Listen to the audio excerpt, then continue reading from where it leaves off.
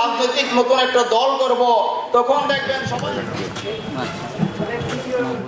শেখ হাসিনার যে দল আওয়ামী লীগ, সেটাকেও দল হিসেবে বিচার করা হোক এবং আওয়ামী লীগের সাথে সংশ্লিষ্ট সকল ব্যক্তিবর্গের যদি কোনো অপরাধ থেকে থাকে তারও বিচার করা হোক।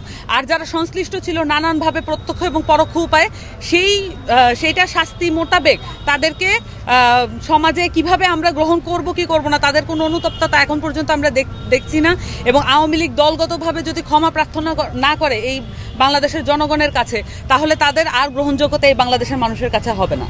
আমাদের যে প্রক্রিয়া, আমরা জনগণের মধ্যে থেকে জনগণের রাজনৈতিক দল, অভ্যুত্থানের রাজনৈতিক দলের যেই আশা আকাঙ্ক্ষা আছে সেটাকে মানুষের কাছ থেকে তুলে আনার জন্য আমরা সকলের কাছে ছড়িয়ে যাচ্ছি, বিভাগগুলোতে, জেলাগুলোতে, ওয়ার্ডগুলোতে আমরা ছড়িয়ে যাচ্ছি। আমাদের যারা প্রতিনিধিরা আছেন, আমাদের যারা সদস্যবৃন্দ আছেন, সকলে অক্লান্ত পরিশ্রম করছেন। অন্তত আমরা আমাদের গুগল ফর্ম যেটা অনলাইনে ছাড়া হয়েছিল, ওখানে প্রায় 1.5 লাখ রেসপন্স এসেছে, যেটা আমরা যেটা টার্গেট করেছিলাম সেটার চেয়ে অনেক বেশি এখনও রেসপন্স আসছে। আশা করি সেটা আরও বেশি আসবে। জনগণের যে আগ্রহ এবং অ্যান্টিসিপেশন আছে সেটা অনুযায়ী আমরা মনে করি যে আমরা একটি নতুন সুন্দর একটি রাজনৈতিক দল নিয়ে আসতে পারবো। সেই সাথে এই মাঠে অফলাইনে আমাদের কার্যক্রম চলছে। আমরা একটি ফর্ম, একটা যেটা হার্ড কপি, যেটা হচ্ছে অফলাইন ফর্ম আমরা করেছি, আপনারা সকলেই দেখতে পাচ্ছেন।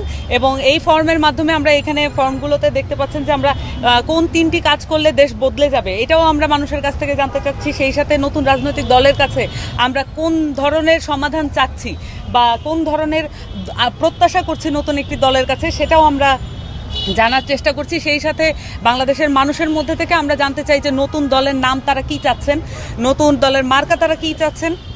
এই সব কিছু মিলিয়ে একটা সামনে যেই নির্বাচন কেন্দ্রিক যে প্রচারণা সকলের মধ্যে আছে, কিন্তু আমরা বলছি যে আমরা গণপরিষদ নির্বাচনের কথা বারবার বলেছি।